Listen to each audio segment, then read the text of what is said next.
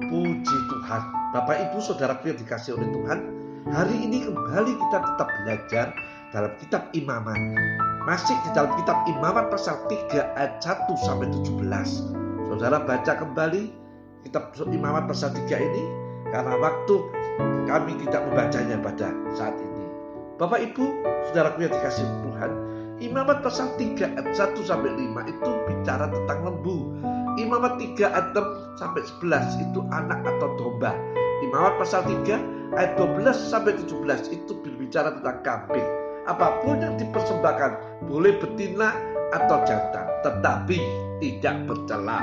Dalam tingkatan halaman atau mezbah korban bakaran hanya diperbolehkan jantan.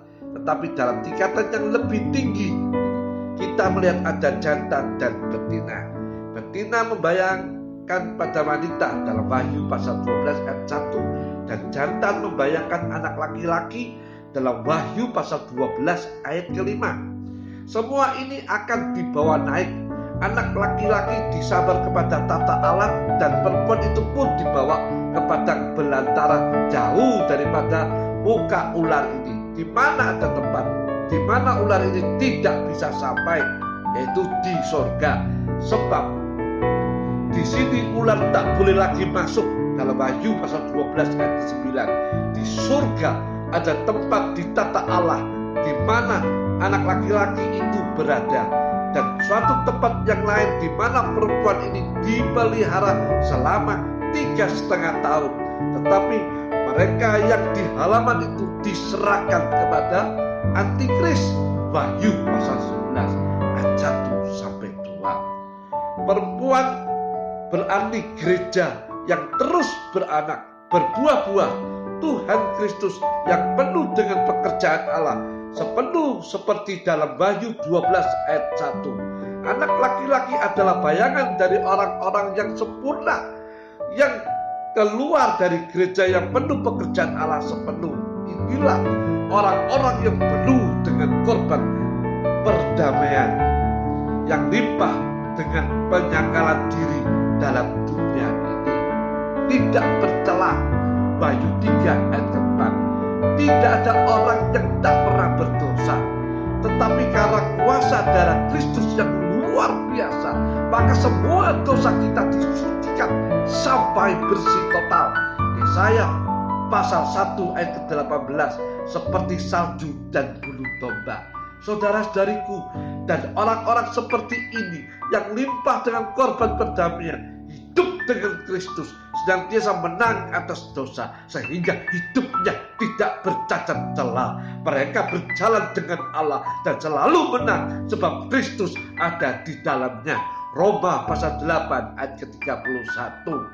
Tuhan ingin kita memiliki hidup itu seperti ini. Sekalipun zaman kita sangat najis, Kejadian 6 ayat ke-9, kita dapat mencapai hidup berkemenangan selalu. Selama kita berjalan dengan Allah, berjalan dalam roh, maka kita tidak akan dikalahkan oleh daging. Galatia 5 ayat 16, penuh korban, hidup salib, itu suci. 1 Petrus pasal 4 ayat pertama. Kita bicara tentang tumpang tangan. Tumpang tangan berarti ada persekutuan.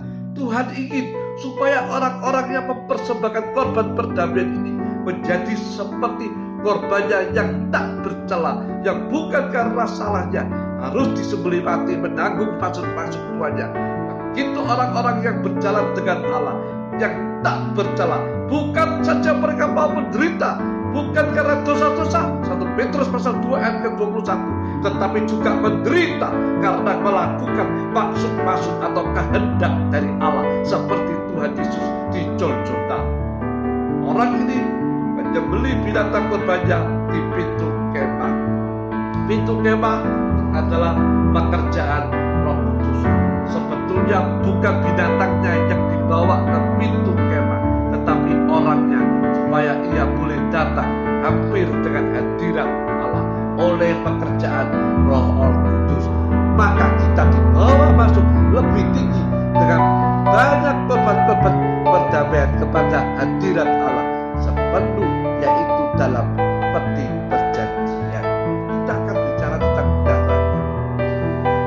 yang dipercikan oleh imam-imam di mezbah berkeliling. Darah adalah tanda sengsara. Dapat dibayangkan kalau Soleman membuat korban perdamaian, maka mezbah ini menjadi merah oleh darah yang begitu limpah. Kalau satu ekor lembu ada 10 liter darah, maka 1000 ekor lembu ada 10.000 liter darah. Lebih-lebih 22.000 ekor lembu, tambah 120.000 ekor kambing atau domba. Tetapi mezbah seperti ini yang diperkenankan Allah dan besar kuasanya. Saudara-saudari, orang-orang suci yang limpah dengan sengsara karena Kristus itu limpah dengan kuasa. 2 Korintus 4 ayat ke-10 sampai ke-12. Orang-orang seperti ini kuat membangunkan rohani orang lain, dan hidup seperti ini memperkenankan Allah.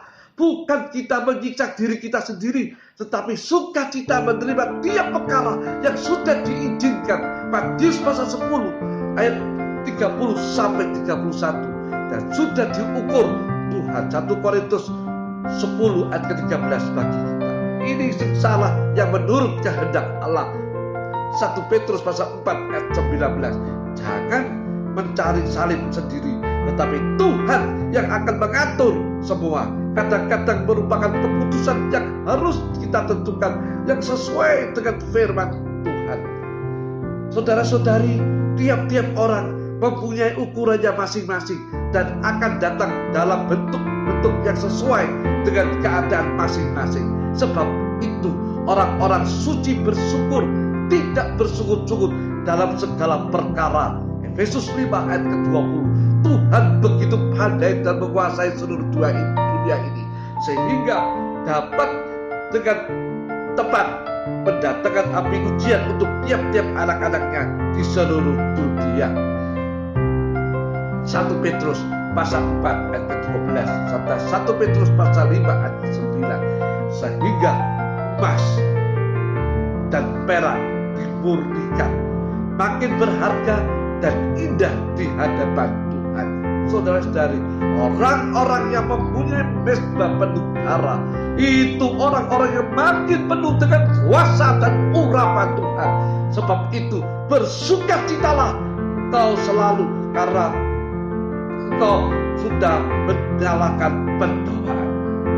Puji Tuhan, kita akan melanjutkan pada pelajaran besok dalam kitab Imamat pasal 3. Kita akan bicara tentang lemak ditambah dengan darah.